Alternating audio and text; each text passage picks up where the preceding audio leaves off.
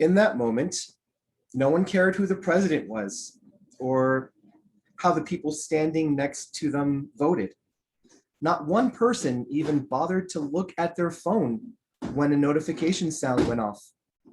There was no interest in sharing a TikTok video. No one cared how many followers they accumulated. No one mentioned any newly learned names that were recently fed to them through the media.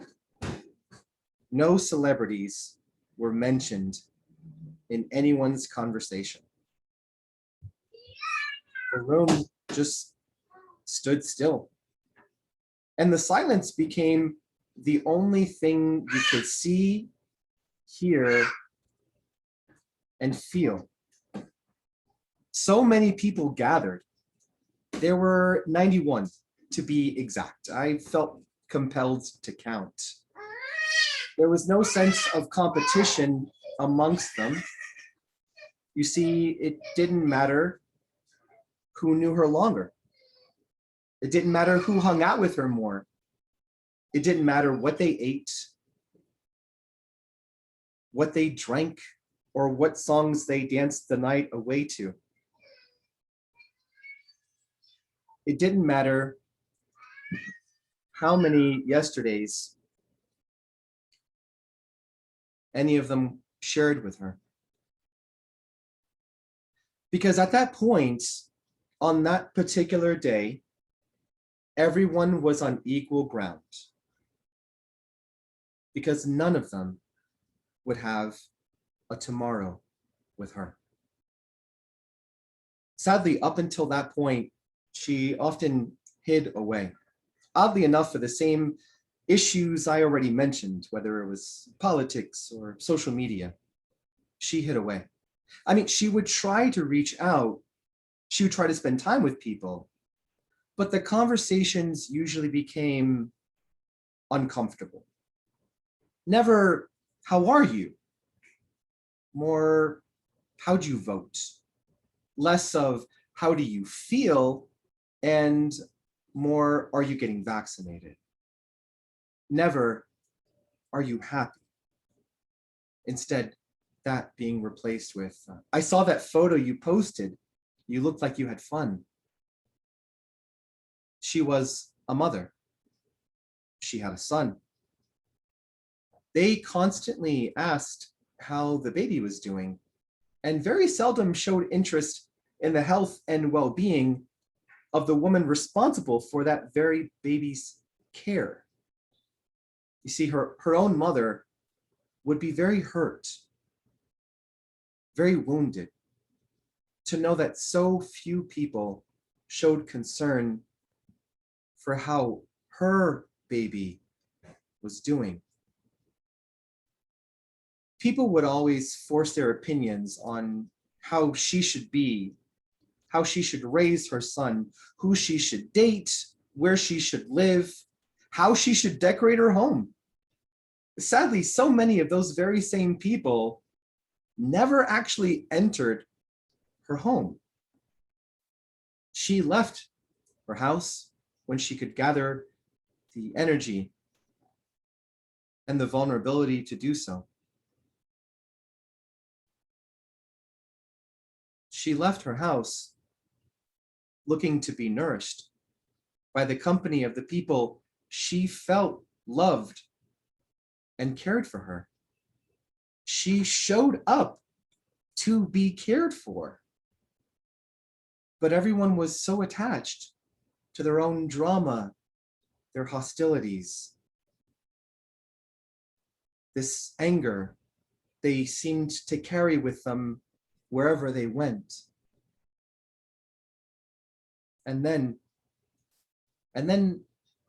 her death did something amazing. Her death created an atmosphere that was beautiful and sad, somehow all in the same moment. It's sad because it wasn't until she was gone that she was able to create an atmosphere that honestly would have saved her life if she ever once could have experienced it for herself.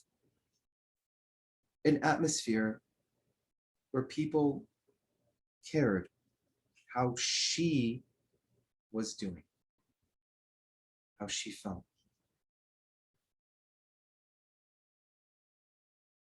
My 26-year-old niece died of a drug overdose May 6th, last month.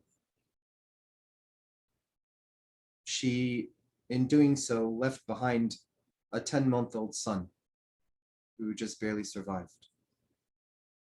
He was left unattended for close to 12 hours, suffered a severe pneumonia, and is still recovering. But the reason why I'm presenting this to all of you, my Toastmasters family, is because I do not feel that my niece should die in vain. And as with most content presented here, we sort of pick through what might be seen as negative or might be seen as tragic to find something positive, something beautiful, something useful. In the world we live in, with the tools that we all have readily available, while living in such a densely populated area, with so much access to each other, no one should feel alone. Be alone, absolutely. An opportunity to recharge. Some extroverts, some introverts, but regardless, there is a lot of therapy to be found in solace and solitude. This is not me saying it's unhealthy to be alone. This is me conveying and communicating to you the detrimental effects that can come from feeling alone. Very different. You can feel alone in a crowded room. You can feel alone at a family dinner. I know so many people are really heated right now for so many reasons that they individually feel justified for. It is commonplace at this point for people to throw out names that they did not know yesterday but feel very convicted about today. Many of those names are not their friends or their neighbors or their family members. Names popped up on their computer while checking their email. But I beg you, I beg you. That's why I wanted to see your face, so that you could see mine. I beg you, before you start to politicize, before you start to feed or regurgitate drama,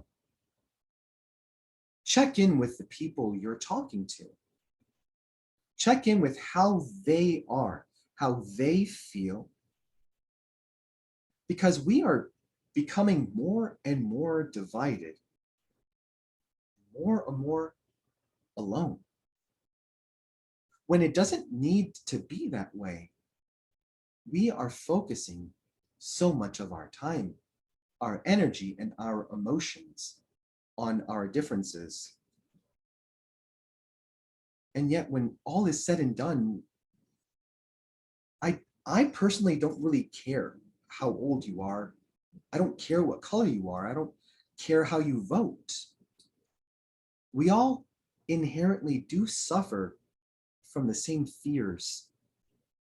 We essentially have the same needs, and we're working towards fulfilling the same common desires. And we fight. And what are we fighting for? What are you fighting for? And what good is it to try and be the only one who's right if it means being the only one who's left? I implore you, use your energy to love, to talk, to embrace, to laugh, to listen. Because the life that you save by doing that could be on both sides of the phone, both sides of the room, both sides of the table. With the tools that we have, we should be building something beautiful that brings us together and not use those tools as weapons that tear us apart. My niece felt alone, and now she's gone. And I think that many of you have nieces, nephews, sons, daughters, aunts, uncles, friends, colleagues, coworkers who feel the same way. And this is the time to reach out.